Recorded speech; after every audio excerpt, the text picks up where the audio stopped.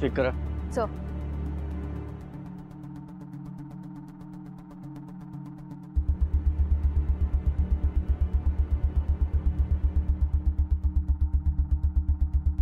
Fadnavis sir. Same pattern. तोंड झालंय. आतापर्यंत हा सिरियल किलर बायकांना आणि पोरींना टार्गेट करत होता, पण आता त्याचा मोर्चा या लहान मुलांकडे व्हायला आहे. हिने काय बिघडवलं असेल त्याचं? काय मिळालं तिला मारून? बस झालं. हा जो कोणी आहे ना त्याला अजून खून करायची संधीच द्यायची नाही. शिरोळकर. हां सर. बीच सील करून टाका. कोणालाही या बीचवर येऊ देऊ नका. ओके. सर कधी कधी वाटतं पोलिसात भरती होऊन चूक तर नाही ना केली सर. कधी काय समोर येईल काहीच सांगता येत नाही. हो, पण आपण फक्त घरात बसून टीव्हीवरच्या त्या ब्रेकिंग न्यूज पाहून हळहळ व्यक्त करत नाही. पोलीस आहोत म्हणून अशा गुन्हेगारांच्या मुसक्या आवाज येतात आपल्याला. तुम्ही पंचनामा करायला घ्या. Yes sir.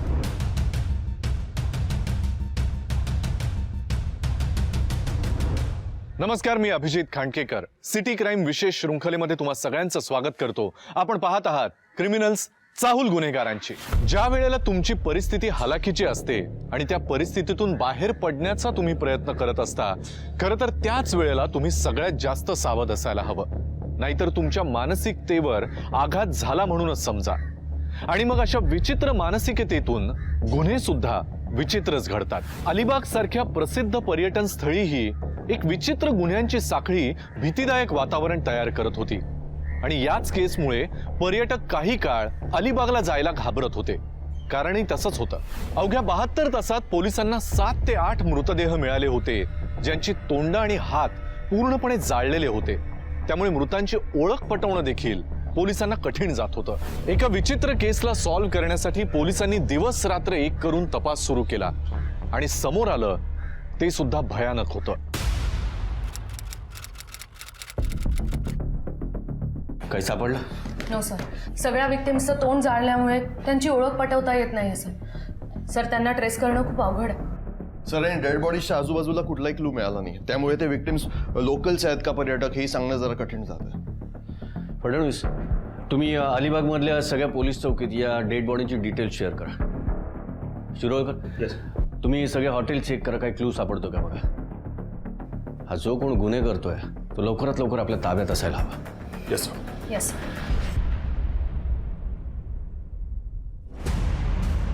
गेल्या 3 दिवसांपासून अलिबाग येथे झालेल्या अमानुष हत्यांच्या तपासात पोलीस अजूनही मागेच. ज्या डेड बॉडीज सापडलेत त्यांची ओळख पटवण्यातही पोलिसांना मिळाले अपयश. खरंच पोलीस त्यांचं काम पूर्णपणे करत आहेत का, की हा गुन्हेगार देखील त्यांच्या हातावर तुरी देऊन पळून निघून जाईल? अशा अनेक प्रश्नांची उत्तरं अजूनही पोलिसांकडेच नाहीयेत. एवढं सगळं होऊनही अजूनही पोलीस हातावर हात ठेवूनच बसले.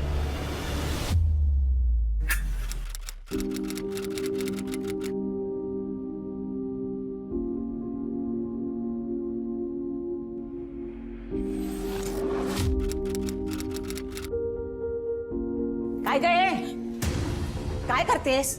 अगं कशाला पाठवतेस माझ्या देवाना? ते मी काय? हा, मी काय? हा, अगं समजत कसं नाही तुला? विधवा आहेस ना तू? कितीदा सांगायचं माझ्या देवघरात यायचं नाही म्हणून. चल चल, हो बाजूला. ईश्वरा, देवा क्षमा करा, मला क्षमा करा. देवा क्षमा करा. चुकलं आमचं. फडणवीस, सर. छोट्यातला छोटा पुरावा जरी सापडला तरी खूप आहे. एक क्लू आपल्याला यातली एखादी तरी ओळख पटवून देऊ शकतो. नीट चेक करा फोटो. Yes sir.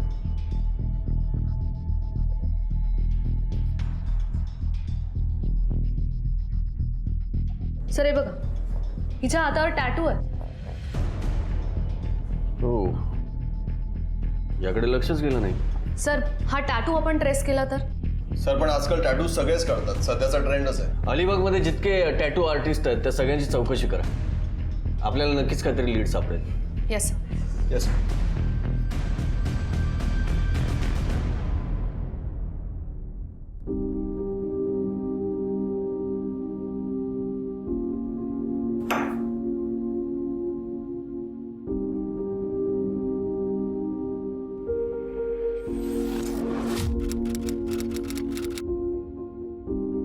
मैथिली, ए मैथिली, आले.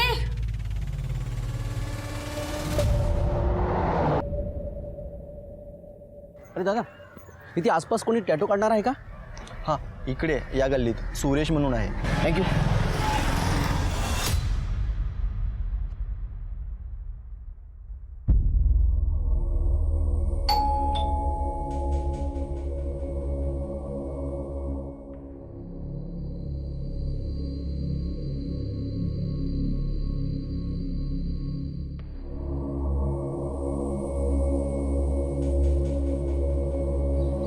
नमस्कार आजी. शुभम अरे ये आणलंस ना सगळं सामान? हो आणले.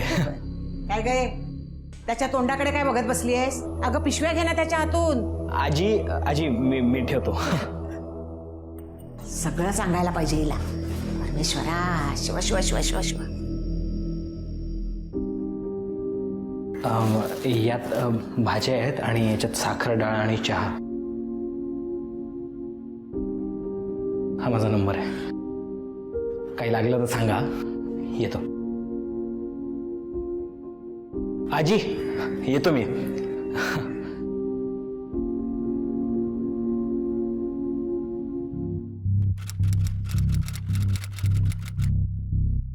रिकाम चला.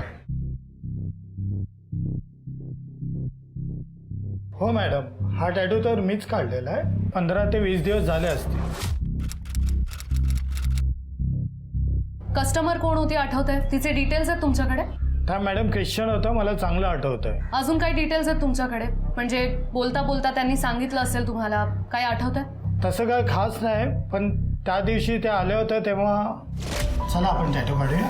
हो, ही माझी मुलगी angel. You know she is gift from God. आता तिचा 8वा बर्थडे. मला तिला सरप्राईज द्यायचं म्हणून हा टॅटू. एकदम मस्त टॅटू काढून देतो तुम्हाला. एंजल पण बघून एकदम खुश होईल.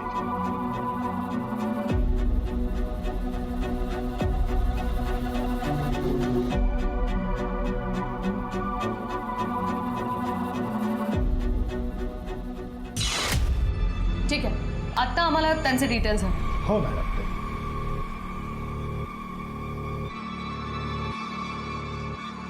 हे बघा मॅडम, हे त्यांचं नाव आणि हे नंबर. जेनी मेंडोझा. रिकाम आहे, नंबर नोट करा.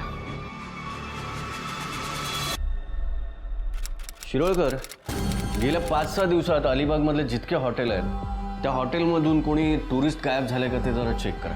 आणि जर का गायब झाला असेल तर त्याच्या डिटेल्स आपल्याला सापडलेल्या डेड बॉडीबरोबर मॅच करून बघा. कारण आता आपल्याकडे वेळ नाही. एकही धागा मिस होता कामा नये.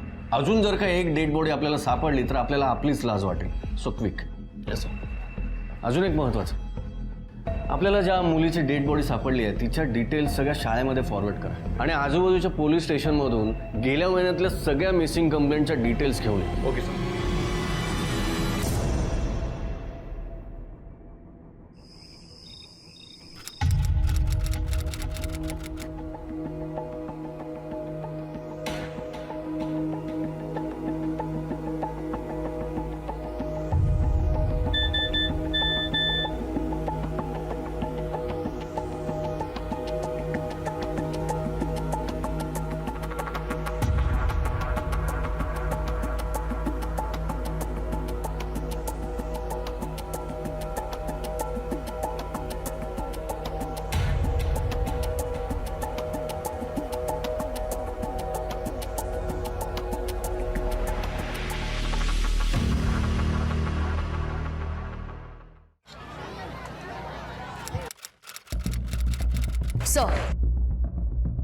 सर, आपल्याला ज्या 3 डेड बॉडीज मिळाल्या होत्या त्यातली एक डेड बॉडी जिच्या हातावर टॅटू होता तिची इन्फॉर्मेशन मिळाली आहे सर. तिचं नाव जेनी मेंडोझा होतं सर.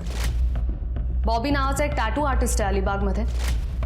त्याने तिच्या हातावर टॅटू काढला होता. बरं, तिच्याबद्दल अजून काही माहिती मिळाली का? ती राहते कुठे? सर, तिचा फोन नंबर मिळाला. आणि सर, आता सध्या एवढंच माहिती आहे की जेनी तिच्या नवऱ्यासोबत अलिबाग बीचजवळ राहायची आणि तिला एक लहान मुलगी होती सर, एंजल नावाची.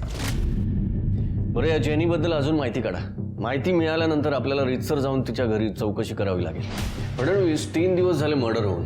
बरं, ही जेनी जिथे राहते त्या एरियातल्या पोलीस चौकीमध्ये हिची मिसिंग कंप्लेंट आली का हे जरा चेक करा. Yes sir.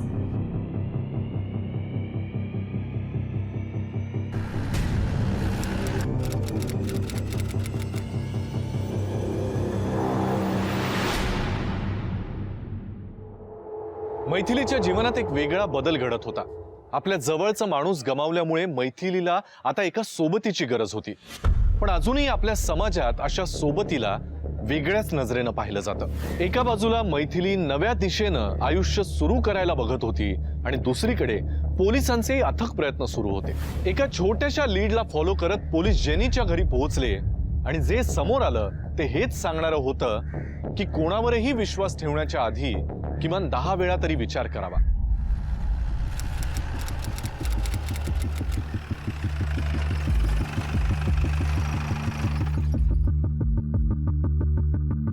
फडणवीस सर. बघा.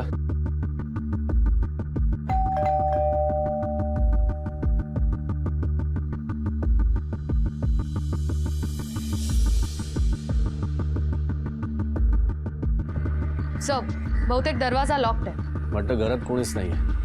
पण मग हे मेन गेट अर्धावट ओपन कसं काय? तुम्ही शेजाऱ्यांकडे चौकशी करा. कदाचित या बंगल्याची चावी त्यांच्याकडे असू शकते. येस.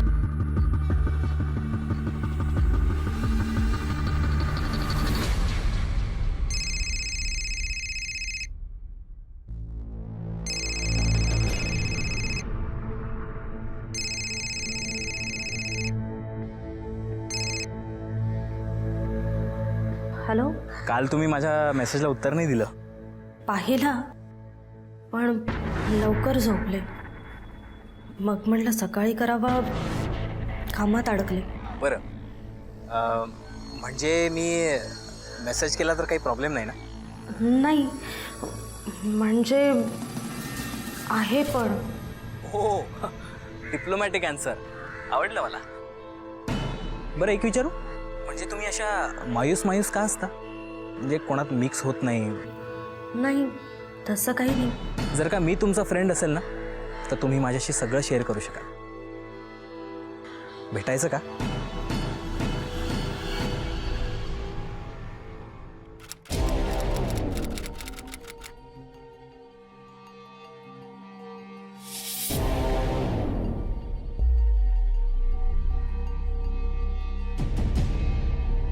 सर, कोणीच काही सांगायला तयार नाही. बहुतेक सर या फॅमिलीचं कोणाशी जमत नसेल.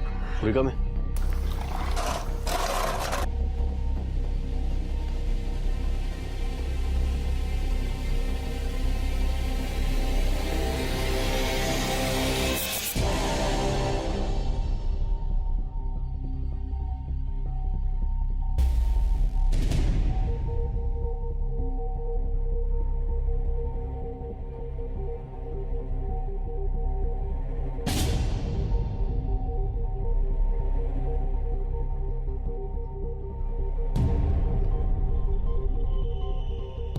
रिकामे. महाडी. रूम चेक करा. Yes ma'am.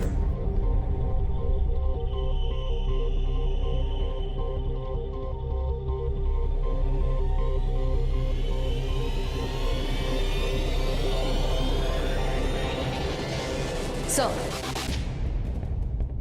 सर. हां हां. सर. सर, हे बघा.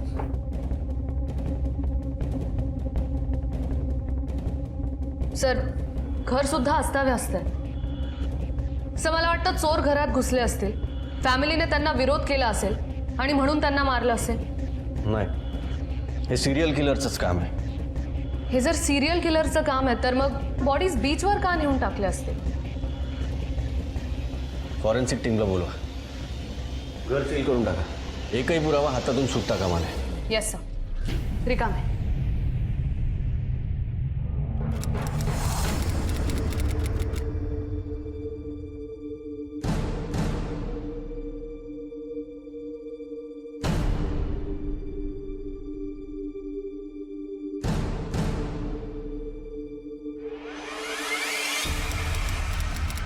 सर. हां. सर, आपल्याला ज्या 3 डेड बॉडीज सापडल्या होत्या त्यांचे पोस्टमॉर्टम रिपोर्ट्स आलेत सर. फडणवीस, हा पॅटर्न थोडा वेगळा वाटतोय. पूर्णपणे बॉडीची ओळख मिटवून परफेक्ट क्राईम करण्याचा प्रयत्न केला गेला आहे. ओळख पटू नये म्हणून चेहरा पूर्णपणे जाळला गेला सर. फडणवीस, याआधी आपल्याला ज्या डेड बॉडीज सापडल्या त्या जाळण्यासाठी पेट्रोलचा वापर करण्यात आला आहे आणि आत्ता थिनरचा वापर केला गेला आहे आणि या जेनीवर जबरदस्ती सुद्धा करण्यात आली आहे. पण सर, आधी आपल्याला ज्या डेड बॉडीज सापडल्या त्यांच्यासोबत तर असं काहीच झालं नव्हतं. काहीतरी गडबड आहे. बरं, या जेनीच्या शेजाऱ्यांकडून काय कळलं? नाही सर, काहीच कळलं नाही.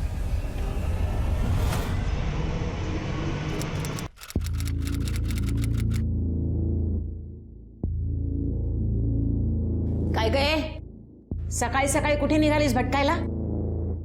ते जरा काम आहे, जाऊन येते. काहीच लाजलज्जा नाही का ग तुला? हा, माझं पोरग गेल्यापासून बघते भटक भवानी सारखी भटकत असतेस. काय बोलताय सासूबाई? बरोबर तेच बोलते. तुषार गेल्याचं ना अजिबात तुला दुःख नाहीये. सारखा भटकायला पाहिजे तुला. माझा बिचारा तुषार तुझ्यामुळेच झालं हे सगळं. काही काय बोलताय सासूबाई? इथं माझं मला माहितीये कसं जगते. अख्खं आयुष्य समोर पडलंय आणि मी इथं विधवा होऊन राहिली आहे ना.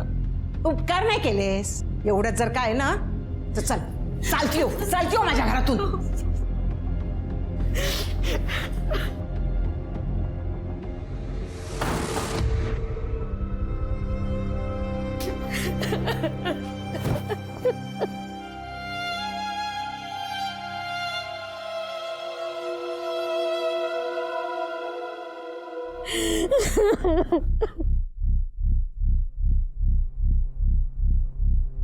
साहेब, झालंय काय? हे असं बंद का आहे? तुम्ही कोण? मी विजय, डेव्हिडचा शेजारी. साहेब, मी 2 दिवस घरी नव्हतो आणि आज आलो तर पाहतो डेव्हिडच्या घराला सील आहे. तुम्ही डेव्हिडला शेवटचं कधी पाहिलं? त्या दिवशी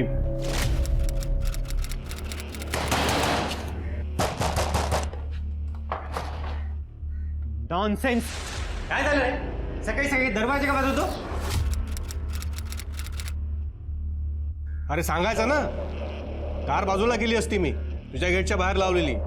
पेंट लागला माझ्या गाडीला सगळा. मग मी काय करू? तुला अक्कल नको? माझ्या गेट जवळ गाडी का लावतो तू? मी तुझ्याशी नीट बोलतो, फायदा उचलू नकोस तू. हा, काय झालं डेव्हिड? वयाने मोठा तुझ्यापेक्षा मी, जरा वयाचा मान ठेव. डेव्हिड काय झालं? हा, ठीक आहे. आणि एक लक्षात ठेव, परत जर सकाळी सकाळी माझ्या दरवाजात आला ना तर सांगून ठेवतो तुला. चल निघ. अरे तू शांत हो आधी. काय झालं काका? अरे देव काका, ऐकून तर घ्या. बोल, काय बोलायचं होतं? काका, आज सकाळी जे काही झालं ना त्याबद्दल सॉरी बोलायचं होतं. त्याचं काय ना काका, डेव्हिड जरा रागीट स्वभावाचा आहे, तेव्हा प्लीज राग मानून घेऊ नका तुम्ही. ते ठीक आहे, पण एवढा राग बरा नाही ना. आणि तू नेहमी त्याला वाचवतेस. अंकल, डॅड नेहमी रागावतो. त्यामुळे माझं इथे कोणी फ्रेंड पण नाहीये. एंजल, असं नाही बोलायचं. हे इज युअर डॅड ना. काका, खरंच तुमची माफी मागते. खरं तर त्याला कळायला पाहिजे, मी या सोसायटीचा सेक्रेटरी आहे. निदान माझ्याशी तरी असं वागू. बरोबर आहे. सो टेल हिम. आणि साहेब, हे असं काही होईल याची मला अजिबात कल्पना नव्हती. डेव्हिडचं सगळ्यांशी वागणं कसं होतं? तो थोडा वेळासारखाच वागायचा, म्हणजे सतत कुणाशी भांडायचं, त्यामुळे कोणी त्याच्याशी बोलत नव्हतं. पण साहेब, जेनी आणि एंजल स्वभावाने फार चांगले होते. बरं, हल्ली त्याच्या घरी कोणाचं येणं जाणं? या 2 दिवसात कोणी आलं असेल तर याची मला अजिबात कल्पना नाही, कारण मीच घरी होतो. हां, पण काही दिवसांपूर्वी त्याने घराचं काम करून घेतलं होतं. पण साहेब, ज्या माणसाला त्याने कामासाठी बोलावलं होतं, राजू कॉन्ट्रॅक्टर, त्याच्याशी सुद्धा त्याने वाद घातला. मैथिली, काय झालंय? काय चिडचिड करतेस तू? हां, अरे माझी सासू सारखं घालून पाडून बोलते. काय करावं काहीच सुचत नाहीये. काय टेन्शन घेतेस तू? हां, हे बघ, मी आहे ना. बरं मला सांग, मी असं काय करू की ज्याने तुला छान वाटेल? मला ना या सगळ्यातून कुठेतरी दूर निघून जायचंय. बस एवढंच? बरं चल, आपण ना अलिबागला फिरायला जाऊ मस्त. नाही रे, अगदीच तसं काही नाही. तसं काही नाही म्हणजे? हे बघ मैथिली, तू खूप विचार करत जाऊ नकोस प्लीज. अरे एकच तर आयुष्य आहे आपल्याकडे, तू मस्ती कर, एन्जॉय कर. आणि पहिले ना तुषारचा विचार करणं कमी कर. नाही अरे, मी नाही विसरू शकत तुषारला. आणि आपलं म्हणशील तर आपण चांगले मित्र राहूयात. अगं हो, पण अगं मैथिली,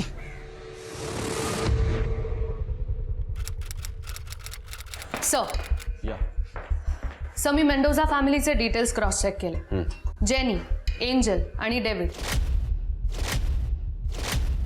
या तिघांचेही डिटेल्स मॅच होत आहेत सर. पण सर, एका रात्रीत एका पूर्ण फॅमिलीला कोणी का मारेल? कदाचित या डेव्हिडच्या वागण्यामुळे कोणीतरी असं पाऊल उचललं असेल. बरं, हा कॉन्ट्रॅक्टर राजू, त्याला जरा बोलून घ्या चौकशीसाठी. Yes sir. सर, आपल्या एरियामधल्या सगळ्या हॉटेल्समध्ये मी चेक केलं, पण आपण दिलेल्या डिस्क्रिप्शन प्रमाणे एक सुद्धा व्यक्ती तिकडे सापडली.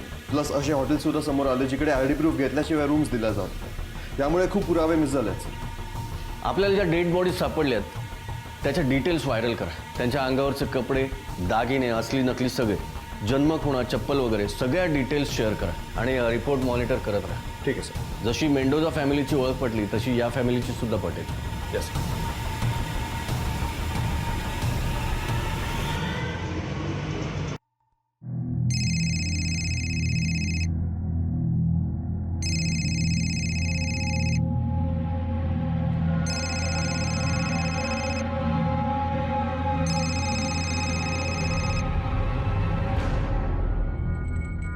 हॅलो. हॅलो हॅलो मैथिली, ऐक ना. हे बघ, ऐक ना, हे बघ, माझ्या मनात खरंच असं वाईट काहीच नाही आहे तुझ्याबद्दल. बघ, तुला तुला छान वाटावं, रिलॅक्स वाटावं म्हणून मी बोललो. हे बघ, आपण अलिबागला जाऊया, हवं तर सकाळी जाऊया आणि संध्याकाळी परत येऊया. मैथिली, तू अशी स्वतःमध्ये हरवलेली असतेस नेहमी, ते मला बघून छान नाही वाटत, म्हणून मी हे बोललो. मी कळवते जायचं की नाही ते. ठीक आहे, I am waiting. Okay, bye.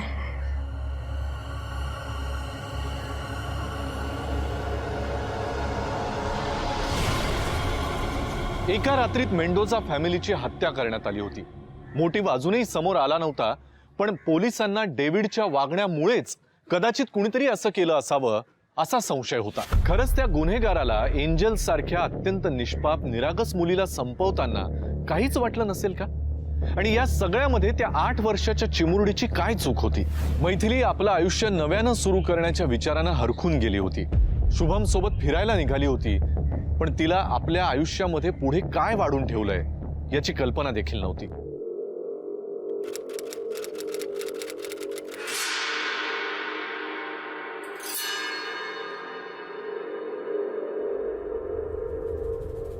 काय गे, बॅग भरून कुठे निघालीस? आईची तब्येत बरी नाहीये, जाऊन येते. आणि डॉक्टर म्हणाले कदाचित ॲडमिट करायला लागेल.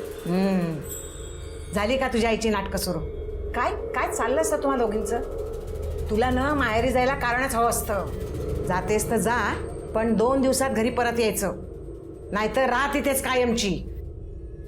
येते परत. उपकार नाही करत हो, येणार आहे परत.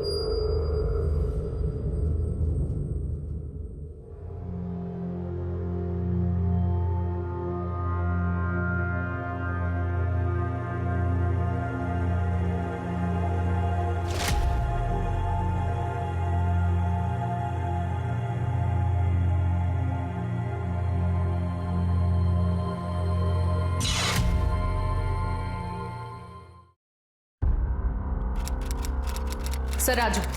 नमस्कार साहेब. त्या डेव्हिड मेंडोझाला ओळखतोस? होय साहेब, म्हणजे त्याच्या हॉलचं, बेडरूमचं आणि मेन दरवाजाचं काम केलं होतं. त्या डेव्हिड बरोबर तुझं काय वाद झाला होता का? हां साहेबा, साहेबा काम होणार तुमचा, फाईल पोचून जाणार. हां, नाही काय बी चिंता करू नका. हां साहेबा, मी बघतो ना साहेब. हां, नमस्कार. हां हां, नाही नाही नाही, त्याची चिंता नको साहेब, मी करतोय बस साहेब. हां साहेबा. साहेब, माझे पैसे ते द्या. साहेबा, मी थोड्या वेळाने फोन करते. हां साहेबा. काय रे, तुला समजत नाही मी फोनवर बोलते ते? हो, पण मी माझे पैसे घ्यायला आलोय. कसले पैसे रे? हा काय पैसे? एक तर सगळं काम थर्ड क्लास करून टाकला. ते बेसिन अजून गळतंय. हा पेंट सगळा थर्ड क्लास लावला. हा तू मॅड झाले का रे? David, what happen? मॅडम आता तुम्हीच बघा ना, सगळं घरचं काम करून घेतलंय आणि आता पैसे मागतोय मी तर असं करतायत. नाही मी आता माझे पैसे मागतोय, चुकी करतोय ए का? साड्या नाही द्यायचा पैसे. हा? काय करायचंय ना ते करून घे. नाही देत पैसे. पण धक्का कशाला देताय? मी माझ्या हक्काचेच पैसे मागतोय ना, आणि मी माझे पैसे घेतल्याशिवाय जाणार नाही इथून. Get out. डेव्हिड,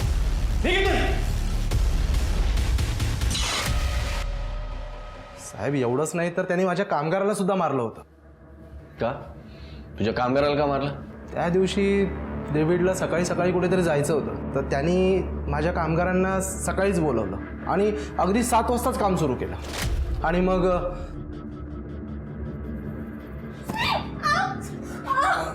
अरे बाळा सॉरी चुकून झालं. मॅडम काय झालं बेटा? काय माफ करा. नाही साहेब, चुकून झालं साहेब. काय झालं? समजावून सांग तुझ्या माणसानं. चुकून झालं असणार ना, तो मुद्दामून करणार आहे का? मला का मारतोस त्याला? माफ करा साहेब, चुकून झालं. चल बेटा. ठीक आहे, शिरोळकर याच्या कामगाराच्या डिटेल्स घ्या याच्याकडून आणि त्या कामगारांना बोलून घ्या चौकशीसाठी. आणखीन एक, आणि राजू, या केसचा तपास पूर्ण होईपर्यंत हे शहर सोडून कुठेही जाऊ नकोस. ठीक आहे साहेब.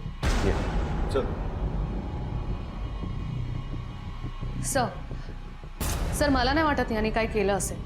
म्हणजे फक्त थोड्या पैशांसाठी 3 खून करेल हा? फडणवीस, माणसाची मानसिकता त्याला काय काय करायला लावेल हे सांगता येत नाही.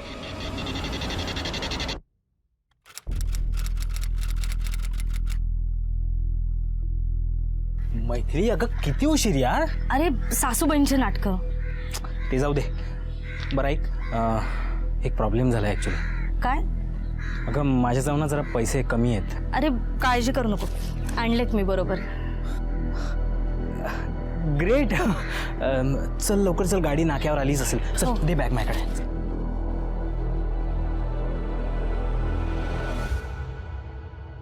माफ करा साहेब, आम्ही काय नाही केलं साहेब. प्लीज माफ करा ना साहेब. साहेब आम्ही काहीच नाही. बरं, त्या रात्री कुठे होतात तुम्ही? साहेब राजू शेठनं गावातल्या शाळेचं काम घेतलं होतं, तिथंच होतो. आता 15 दिवस होत आले, आम्ही तिकडेच असतो साहेब. बरं, त्या डेव्हिडने तुमच्यापैकी कोणाला मारलं होतं? दिघा साहेब. दिघ्या कुठे आहे तो? दिघा गावी गेलाय साहेब. ठीक आहे, शिरोळकर यांच्या डिटेल्स घ्या आणि जाऊ द्या यांना. हे बघा, आणि आम्हाला विचारल्याशिवाय शहर सोडून कुठेही जायचं नाही, कळलं? हा साहेब. या. फडणवीस, सर हा दिघ्या खरंच गावी गेलाय का ते जरा क्रॉस चेक करा आणि त्याच्या डिटेल्स काढा. आणि एक, या जेनीच्या घरी जाऊन पुन्हा एकदा झडती घ्या. काही क्लू सापडते का बघा. Yes sir.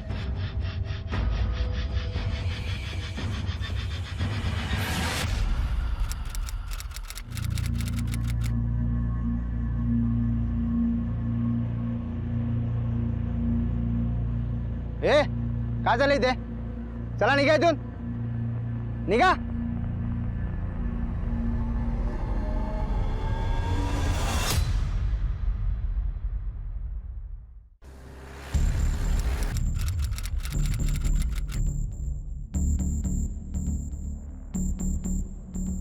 सगळं नीट चेक करा. Yes ma'am.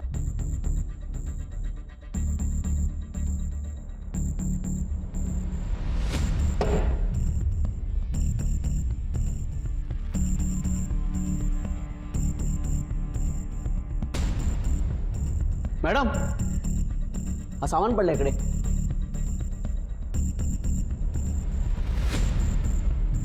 याआधी आपल्याला ज्या डेड बॉडी सापडल्या त्या जाळण्यासाठी पेट्रोलचा वापर करण्यात आलाय आणि आता थिनरचा वापर केला गेलाय.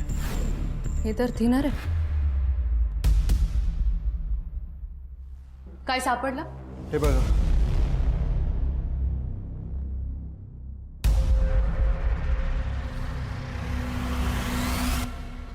अनुष्का,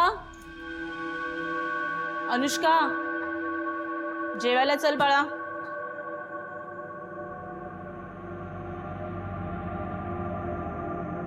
अनुष्का किती हाक मारायची बाळा, उशीर होतोय जेवायला. अनुष्का अनुष्का अनुष्का दार उघड, जेवायला चल बघू आधी. मला नाही जेवायचंय. तू डोकं नको खाऊ माझं, जा तू. अगं काय लावलंयस हे? गेले 2 दिवस झाले तू रूमच्या बाहेर आलेले नाहीयेस. मुकाटाने बाहेर ये आणि जेवायला घे. मी नाही येणार आहे इथून बाहेर, तू जा इथून. नाही तर बघ मी माझं काय करेल ते.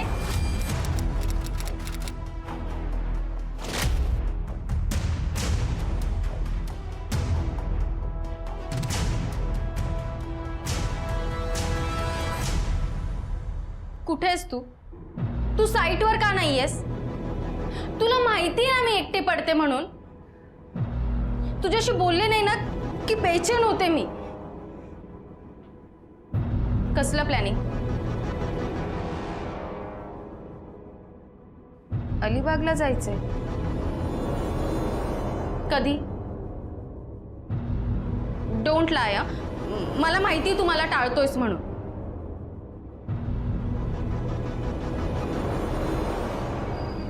बरं ठीक आहे, मी नाही करणार परत कॉल. पण तुम्हाला 1 तासात साईटवर हवायस. बाय.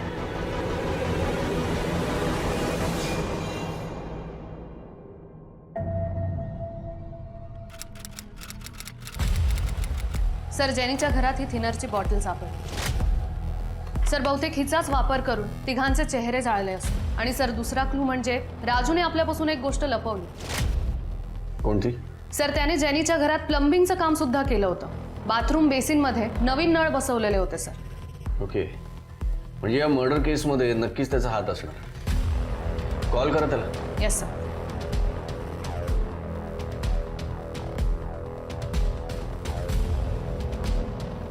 सर, स्विच ऑफ आहे. तो जिथे असेल तिथून उचलून आणा त्याला. Yes sir. Yes sir.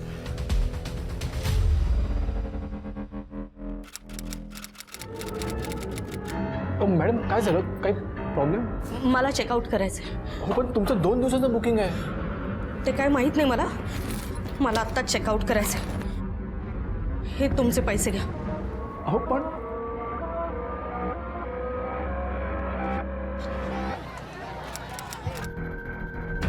यांना ओळखता का? हो, हे तर राजू दादा आहेत. कुठे असतील हे आता? ते काय माहिती नाही, पण खूप घाई गडबडीत होते. बॅग घेऊन गेलेत सकाळी 11:30 वाजताच. ठीक आहे, थँक्यू. हा बोला. हॅलो सर, राजू निसटला. हो, सकाळी 11 वाजताच बाहेर पडला. एरियामध्ये पण नाही आणि त्याचा फोन पण लागत नाही. त्या राजूचा फोटो सगळ्या पेट्रोलिंग पोलीस आणि सगळ्या चेक नाक्याच्या पोलिसांना फॉरवर्ड करा. राजू शहर सोडून जाता का म्हणे. Okay sir.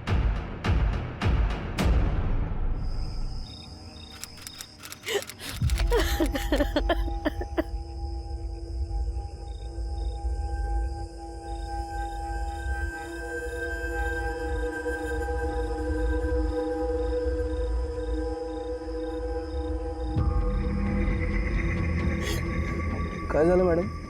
तुम्ही का रडतायत? नाही म्हणजे काही मदत हवी असेल तर सांगा मला, मी करतो मदत. तुम्ही कोण? हे बघा, तुम्ही घाबरू नका. मला भावासारखं समजा. मला सांगा नेमकं काय झालंय.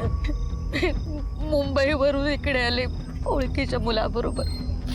पण त्याने माझा गैरफायदा घ्यायचा प्रयत्न केला. म्हणून मी त्या घालवलं. हे बघा मॅडम, तुम्ही काहीच चिंता करू नका. तुम्हाला भूक लागली आहे का?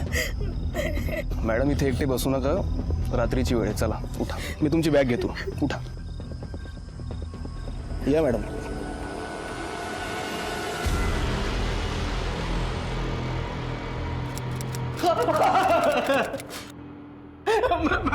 मॅडम का मारताय मला? मी काहीच नाही केलं. काय नाही केलंस? काय नाही केलंस? का केलास? पळून का गेलास? सॉरी मॅडम, चूक झाली. अरे, मेंडोजा फॅमिलीचा खून करून पळून गेलास तू. केलास ना खून? केलास ना खून?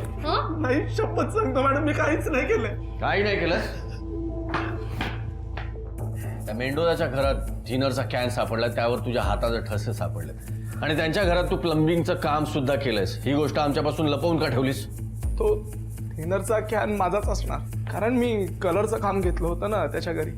पण साहेब, मी प्लंबिंगचं काम नव्हतं घेतलं. म्हणजे आधीचेच काम केलेल्याचे पैसे बाकी असताना मी नवीन काम का घेईन त्याच्याकडे? बहुतेक त्यांनी एखाद्या स्वस्तातल्या कारागिराकडून ते प्लंबिंगचं काम करून घेतलंय.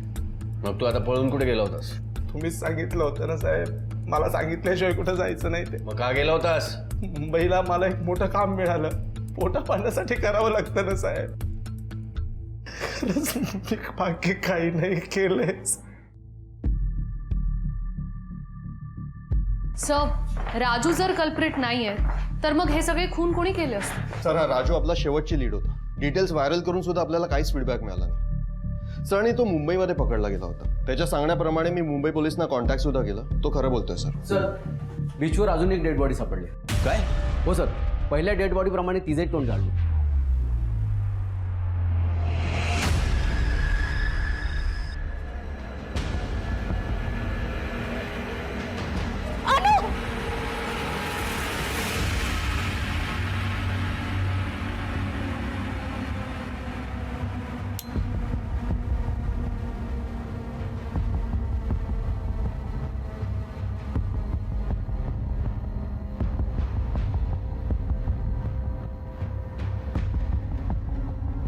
अनुष्का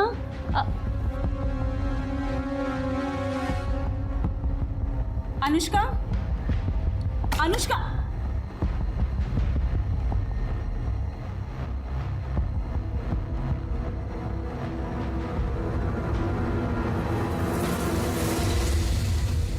जेनी मर्डर केसमध्ये मिळालेल्या एकुलता एका सस्पेक्टला सुद्धा पोलिसांना क्लीन चिट द्यावी लागली. एका मागोमाग एक होणाऱ्या अमानुष हत्यांचा गुन्हेगार काही केल्या पोलिसांच्या हाती लागत नव्हता. हा गुन्हेगार सगळेच गुन्हे इतक्या काळजीपूर्वक करत होता की कुठलाही क्लू मागे राहत नव्हता. या सगळ्यात शहरामध्ये भयंकर भीतीचं असं वातावरण तयार झालं होतं. लोक घराबाहेर पडताना सुद्धा विचार करत होते आणि यातच मिळालेली बॉडी आपल्या सोबत हजारो प्रश्न घेऊन आली होती. या केसमध्ये पुढे काय झालं हे आपण पाहणार आहोत उद्याच्या भागात. पण तोपर्यंत सिटी क्राईम विशेष शृंखलेमध्ये मी अभिजित खांडकेकर तुम्हा सगळ्यांची रजा घेतो. पुन्हा उद्या भेटणारच आहोत, पण तोपर्यंत तुम्ही स्वतःची आणि आपल्या कुटुंबियांची काळजी घ्या. धोका अजूनही टळलेला नाहीये, त्यामुळे घराबाहेर पडताना मास्क आणि सॅनिटायझरचा वापर नक्की करा. पाहत रहा क्रिमिनल्स, चाहूल गुन्हेगारांची. जय हिंद, जय महाराष्ट्र.